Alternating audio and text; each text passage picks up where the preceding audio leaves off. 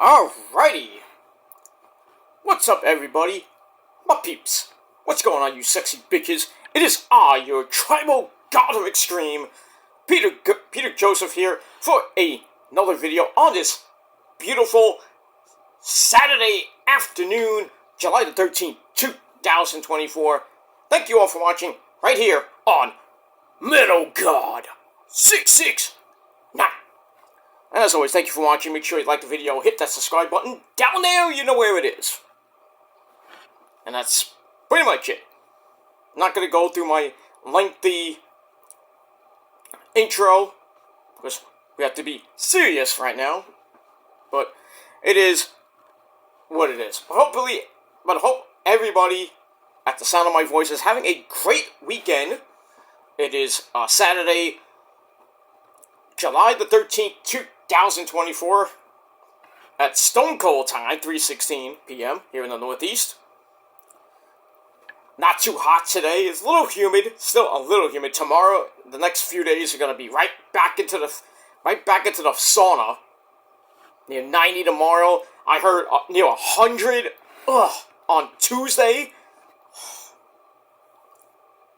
And then Wednesday and Thursday we're supposed to get some rain. Thankfully, we'll cool down a little bit by next weekend, and then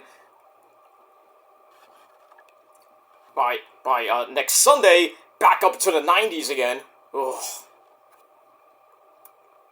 It's the way it is. I mean, I love the summer, but I cannot take the humidity. It is annoying. And no wonder your electric bill is so high during the summer and the winter. Because you have to fire up the AC, fire up the oscillating fans or the ceiling fans or whatever central heating or central whatever you have.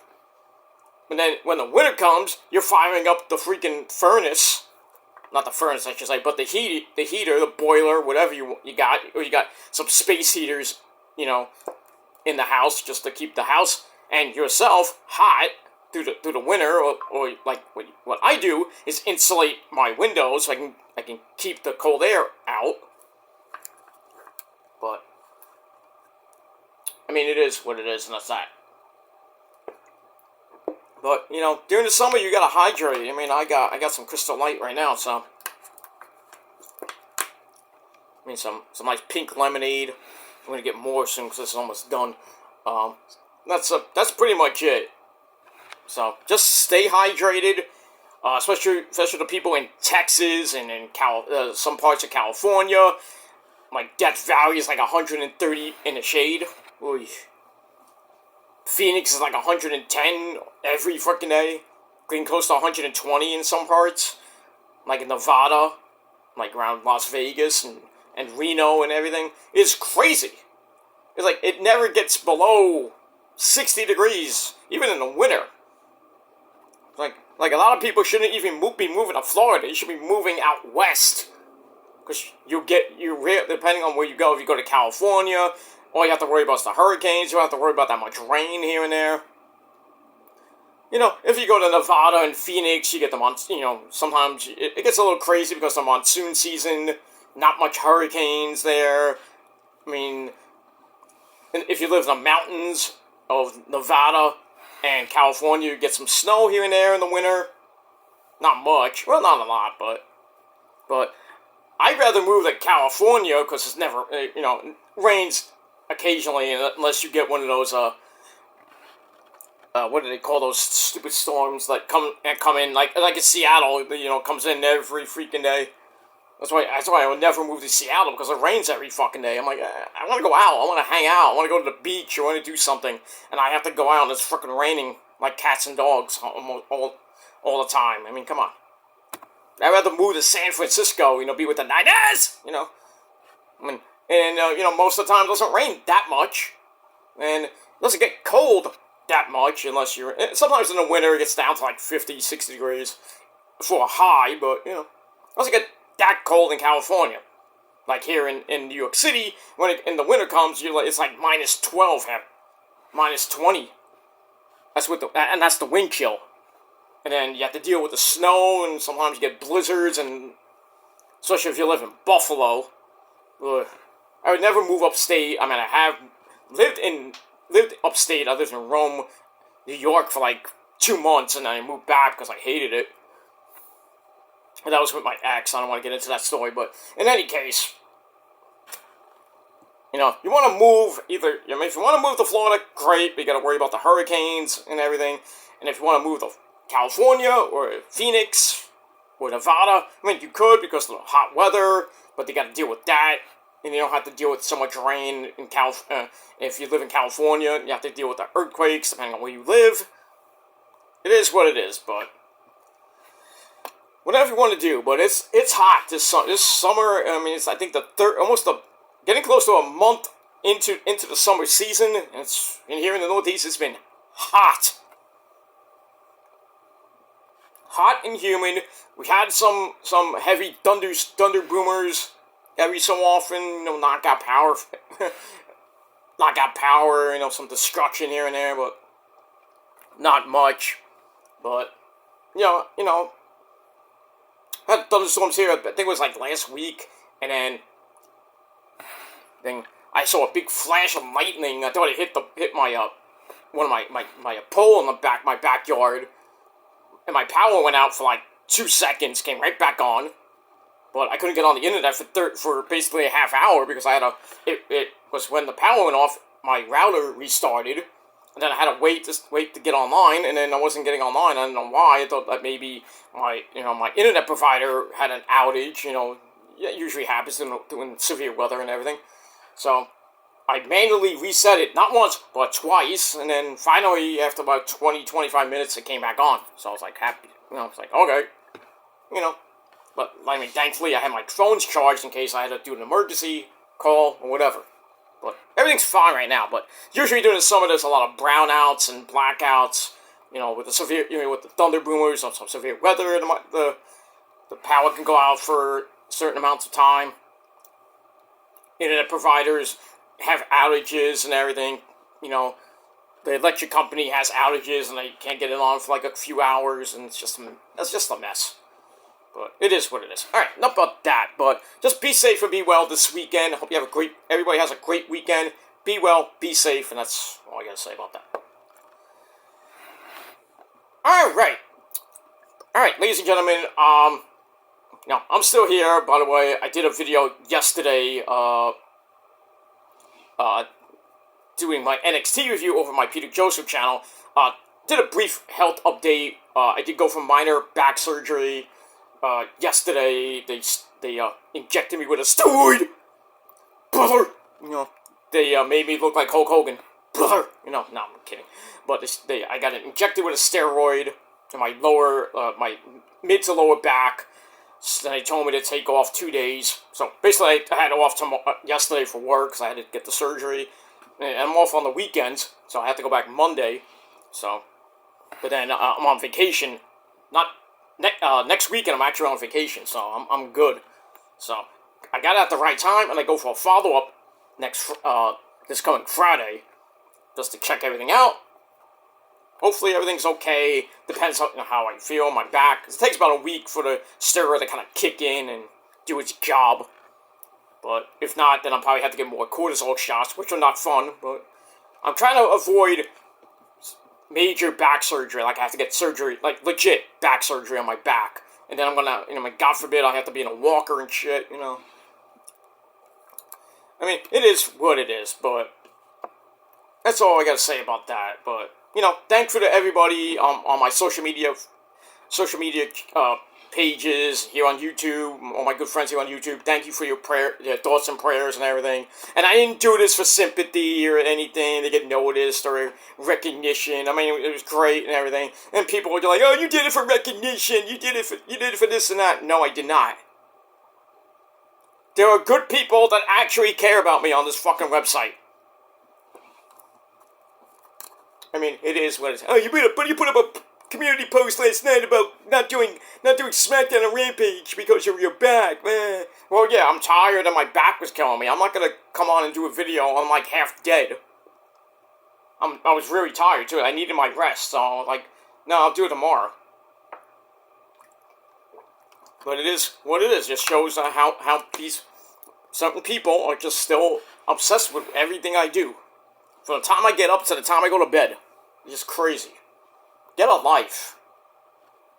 Seriously, get a fucking life. And get a job and do something with your life.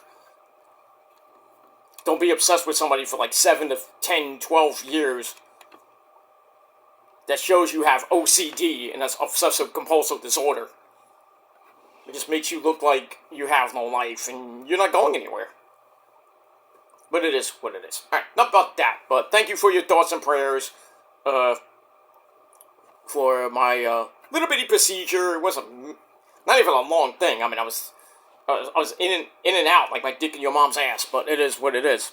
Like, I was on the operating table for like, I say 10, 15 minutes at most. And then I was in recovery for another 15 minutes, so. And then I basically went home. After a while, I had to wait for my Uber to pick me up, so.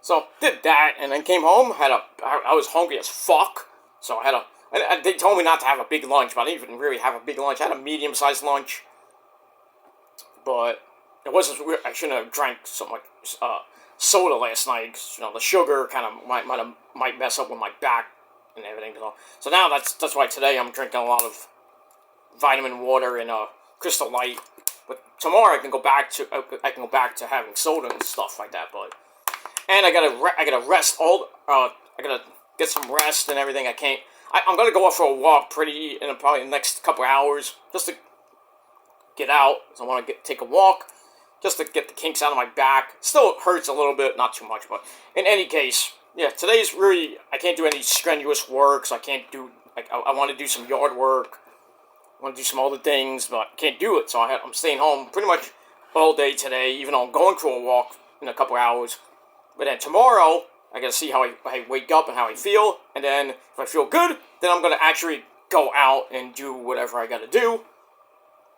If I have to run some errands, have family dinner, shit like that. But in any case, yeah, it's like I'm dying. I'm like, I need your support, please wait for me, I'm dying. I can't walk, you know. Nah, I can walk, I'm here. I'm moving my extremities, you know. These people are just retarded. But when it happens to them, you know, good for you, because the karma came back to bite you. So, shut the fuck up next time. And that's that. Alright, let's get to the video. I wasted 13 minutes. Anyway, thank you for watching on the Metal Guy channel. I'm Peter Joseph, your gracious host. I'm a content creator to talk about the wonderful world of sports, music, politics, celebrity news, all that other good shit, and wrestling too, wrestling content, sports content, shit like that. And if you like it, great. You don't, get out of here. Simple as that. Alright, here on the Metal Guy channel, as you all know, most of my videos are about tribute videos to the faithful departed in movies, music, sports, TV, wrestling, shit like that. But I do have a lot of music-related videos on this channel. More to come probably by the end of the year. But we'll see what happens with that. But we got that. But most of my channel is tribute videos. So that's that. I think the last video I did was about Orlando Cepeda, St. Louis I think it was a St. Louis Cardinal legend, passed away, and right after Willie Mays passed away, actually it was San Francisco Giants, I should say. So two big players from the San Francisco Giants era passed away pretty much almost the same week. So we had that. So it's not been a great year for a lot of celebrities and athletes, musicians, wrestlers, but I mean, it is what it is. But today, I have two tribute videos. Now, the second one I'm going to do, this actress died a couple of days ago. So I'm going to get to that. So I'm a little bit late to the party, as I usually am. But the first one, I just found out about this maybe a few minutes ago. I was just floating around on the internet, and I see that this person died. I'm like, wow, she died? Wow. But she was very old. And she was 96 years old, and I have the bad news. I have some like Wade Barrett. I got some bad news. And today we lost Dr. Ruth Westheimer. Yeah, we lost Dr. Ruth today. At the age of 96. The diminutive sex therapist became a pop icon pretty much in the 80s. Best-selling author. With a whole bunch of weird sex topics, and it was just insane back in the day. But she passed away on yesterday. We found out today, obviously. But she died yesterday at her home in New York City, surrounded by her family, according to her publicist and friend Pierre Lehoux. Lehoux? No. She never advocated risky sexual behavior like casual sex, stuff like that. But instead, she encouraged an open dialogue on previously closeted issues that affected her audience of millions. And basically, her one reoccurring theme was there was nothing to be ashamed of, because sex shouldn't be exploited and all that shit. So she said she told students at Michigan City High School in 2002 that she still holds old-fashioned values, and I'm a bit of a square. Yeah, you're a nerd! But anyway, she says, sex is a private art and a private matter, but still it is a subject we must talk about. Well, no wonder they made that video, the video and the song. Let's talk about sex, baby! Let's talk about you and me! Good stuff back in the day, and I probably just, whatever. Anyway, she had a really creepy, giggly German accent. What Dr. Ruth Westheimer, are we going to talk about sex today? Stuff like that. And I'm not being mean, I'm just emulating her voice. Anyway, she was 4'7", she felt like Snooki. Sounded, had a lot of big outlet for sexual literacy. And, there was a lot of contradiction, was one of the keys to her success. But she was very knowledgeable. She was trained in talking about sex talk. She was very funny. She had a local radio program back in the 80s called Sexually Speaking, which became the national spotlight in the early 80s. And I think it was just right around the time where AIDS started kicking in, the whole Rock Hudson thing. And then eventually condoms would be starting to come out for safe sex. Stuff like that, because when AIDS and HIV started coming around in the late 80s, early 90s, she was pretty much at the forefront of that, so, we had that. She told the call in June 1982, tell him you're not going to initiate, tell him that Dr. Westheimer said that you're not going to die if he doesn't have sex for 1 week. Oh, jeez. I mean, some people's like, I haven't had sex in a week. Or months. People are like, I'm so frustrated. And they go out and cheat on all these people. It's like, I haven't had sex in 7 months. I need to get laid. That's why there's there's a high divorce rate, because people are so sexually frustrated because they can't perform in the bedroom, or they lost the spark. They go out and have random sex with whores or prostitutes or other people, just because they need their sex, they need their sex, Fortunately, I don't have that problem because I'm married, so I don't care. I mean, it is what it is. I get more than you, so what's the point? But anyway, there's a lot of tributes that came from a lot of celebrities, even political people. Adam Sandler said she always made us smile, as he wrote on X, Twitter. That bitch governor of ours here in New York, Kathy Hochul, appointed Dr. Ruth Westheimer the state's ambassador of loneliness. I didn't even know that was an actual thing. Shit. But anyway, her radio success opened new doors, and in 1983, she wrote the first of more than 40 books. Dr. Ruth's Guide to Good Sex, which demystified sex with both rationality and humor. There's even a board game out of that. I'm like, what? I guess that's the real life truth or dare. I don't know. She had a late-night TV show. I remember that. I think it was around the time that Howard Stern had his show on Channel 9. Ugh, that was bad. I mean, it had some good episodes, but here and there, like, yeah. But anyway, that brought her to the national stage. Her rise coincided with the early days, like I said, with the AIDS epidemic. She really talked a lot about that, about having safe sex with condoms and birth control, and, you know, she normalized the words penis and vagina on radio and TV, because you've never heard that on radio and TV. She had it's kind of aided by her Jewish grandmotherly accent, which was kind of like a cross between Henry Kissinger and Minnie Mouse. Okay.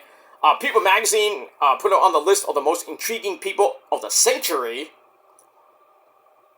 She even made it into a Shania Twain song. I don't even know which one, but the lyric goes, "No, I don't need proof to show me the truth. Not even Dr. Ruth is going to tell me how I feel."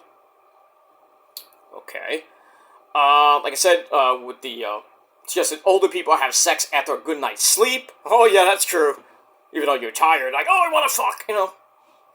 And advocated condom use, believed in monogamy. That's pretty much it. She was born Corolla Ruth Siegel in Frankfurt, Germany in 1928 as an only child. I'm not going to get into all that other stuff with Palestine, you know, kind of stuff like that. I don't need to, blah, blah, blah. But her legs were severely wounded when a bomb exploded in her dormitory, killing many of her friends. That sucks. I think that was during, like, the World War II, you know, with the Nazis and stuff, because it's Germany.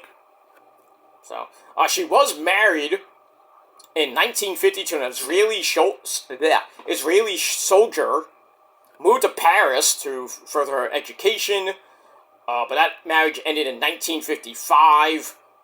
She then moved to New York with her new boyfriend, who was a Frenchman, who became her second husband and father to her daughter, Miriam.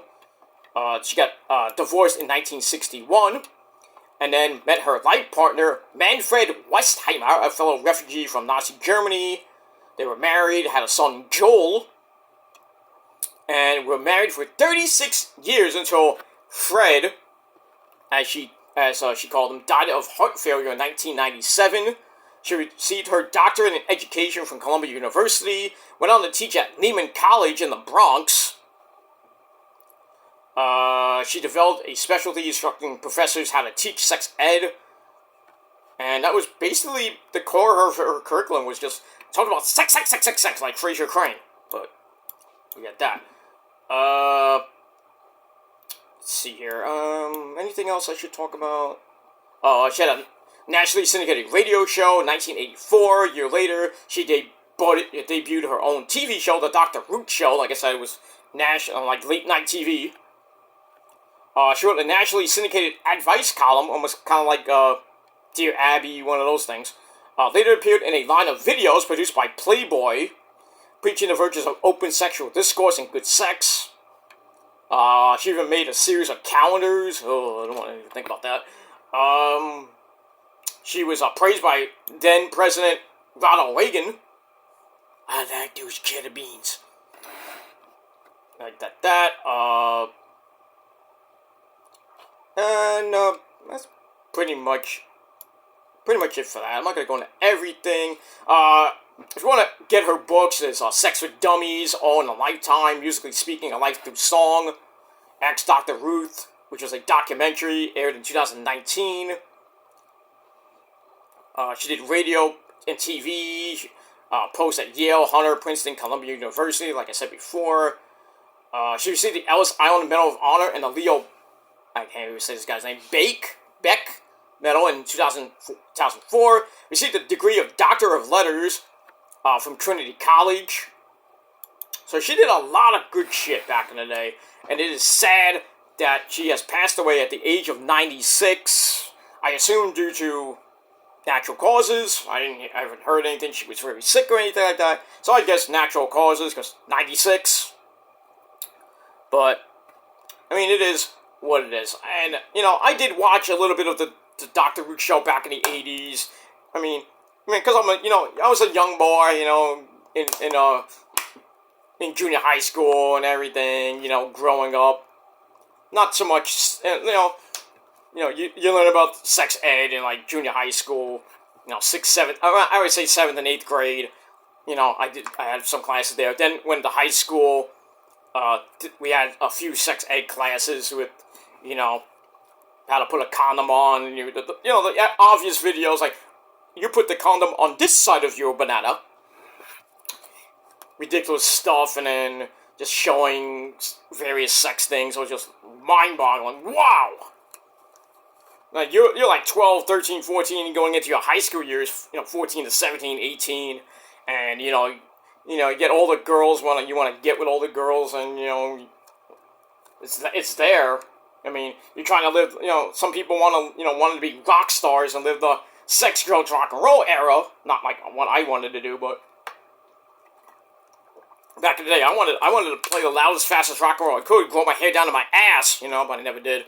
But that's what I wanted to do. I wanted to get chicks, but I didn't want to get it through drugs, with like Ozzy snorting cocaine, or Motley Crue with drugs and booze and everything like that, But they lived the decadent lifestyle, and they're legends. Just crazy. I didn't want to really do that back in the 80s. I mean, I wanted to play the loudest, fastest rock and roll I could. That's why I was in a couple of bands, and that's all I wanted to do, was just play rock and roll and kick ass. Then the girls will come later, maybe.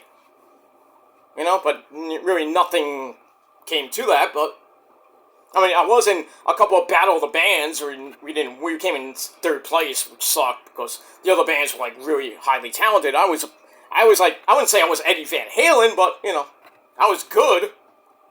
Now I'm like, I haven't picked up my guitar in like a couple of months, but still, I'm pretty good on the guitar, but I'm a little rusty because I haven't played it in like a few months, but still. But back then, I was pretty good. I emulated Eddie. I emulated the David Gilmour sound. The pinch. I started getting into the pinch harmonics. The high squeals of Dimebag. Those are very hard to do. Still hard to do today. But if you know what you're doing, then you can play like Dimebag. You can play all these great guitarists like Randy Weitzel and Chris Howard from the mighty In This Moment. You play like them.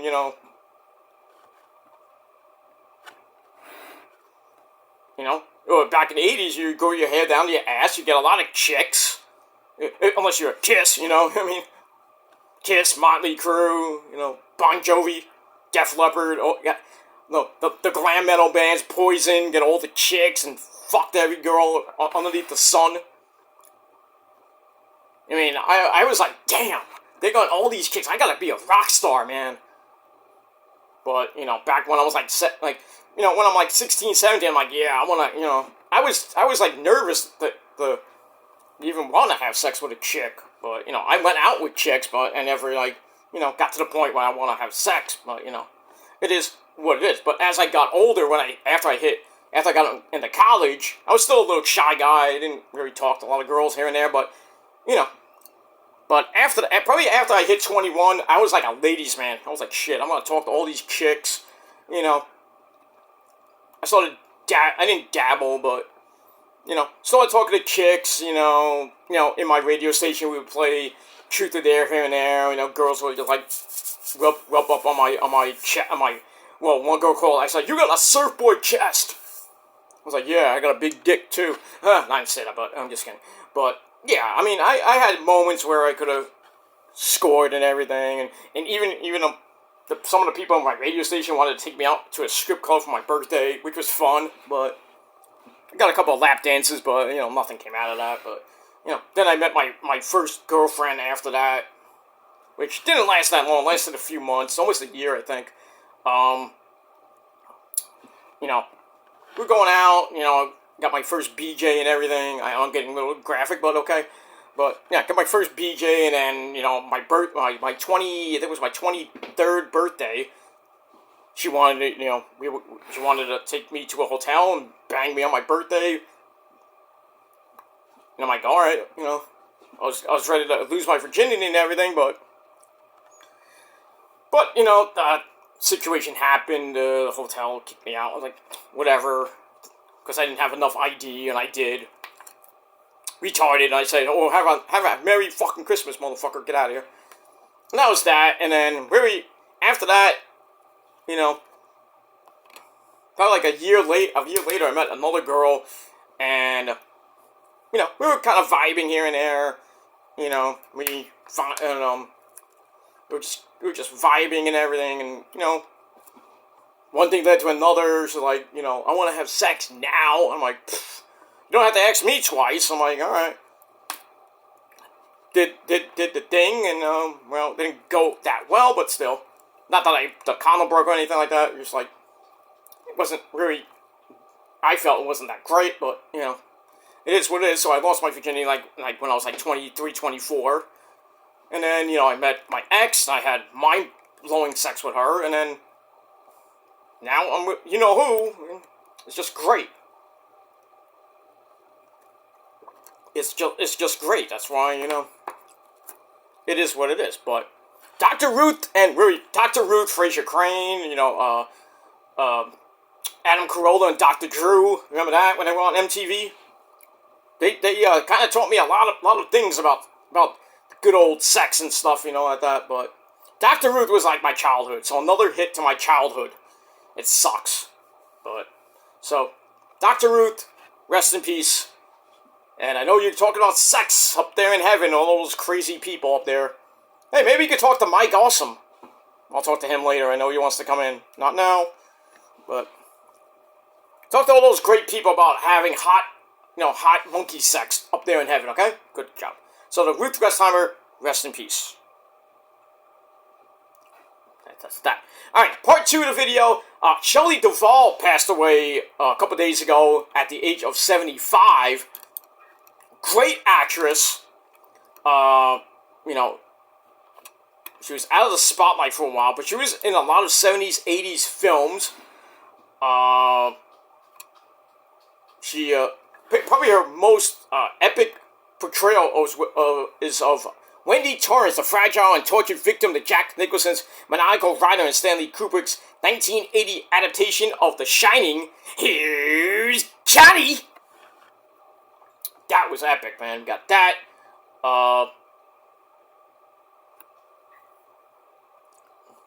That was actually reinforced in the mid-2010s when Shelley Duvall appeared on an episode of Dr. Phil that was deemed exploitative and highly problematic. So I had that.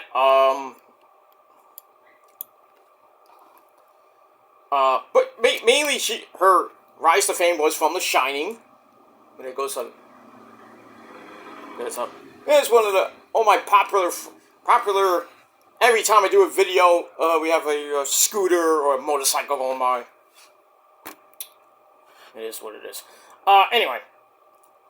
But she, you know, it was a grueling shoot for The Shining. 16-hour days, 6 days a week. That was crazy. Her body would physically rebel from the constant stress and crime due to portraying the part and everything. But, man, Shelley Duvall was a great actress. I'm gonna find some other things she was in. I'm not gonna get to everything because I don't really want to. She was in a movie called Fairy Tale, different spelling. I think it was in 1987. Retelling of Cyrano de Bergerac. Played Roxanne. That's pretty much it. Let me see if I have anything more on Shelley Duvall.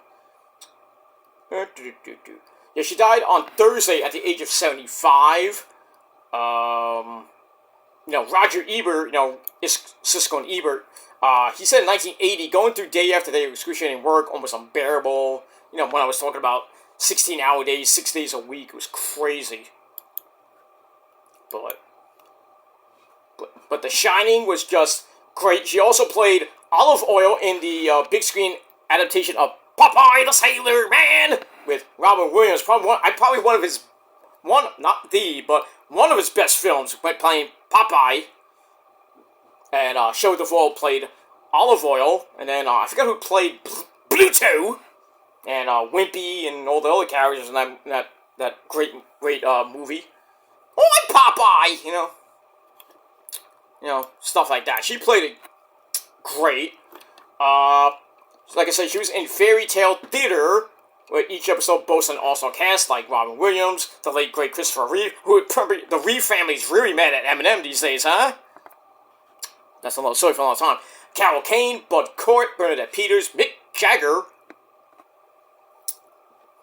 And that's pretty much it. Then she kind of disappeared from the spotlight.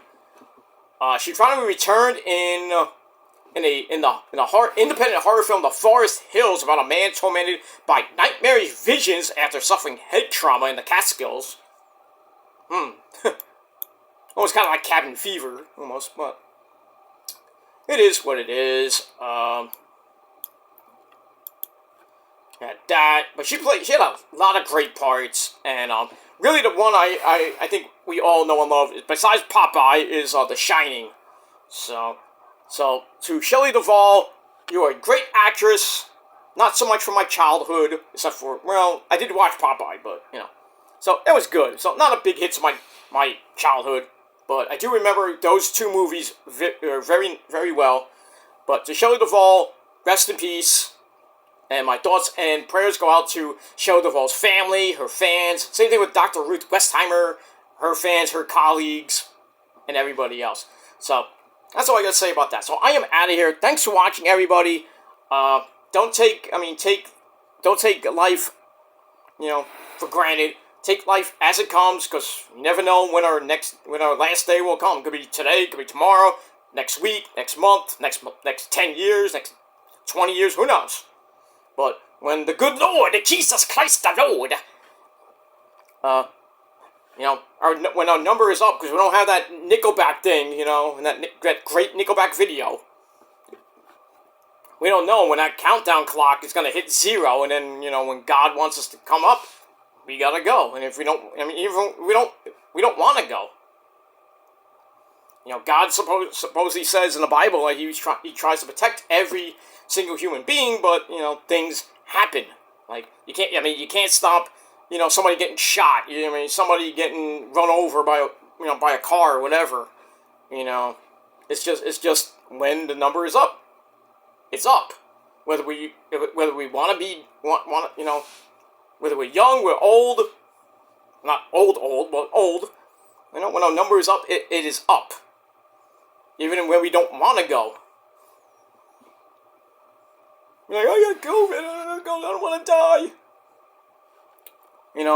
God's there to protect you, and he's going to heal you, and hopefully he can make you get better, but, certain complications happen, and, it depends on your body, and everything like that, so. But, like I said, don't take life for granted, take life as it comes, live like DDP said in his great book, and on DDP Yoga, your mama's yoga. Live life to 90%, the other 10%, I don't know. But live life to the fullest, live your best life, and that's all I got to say about that.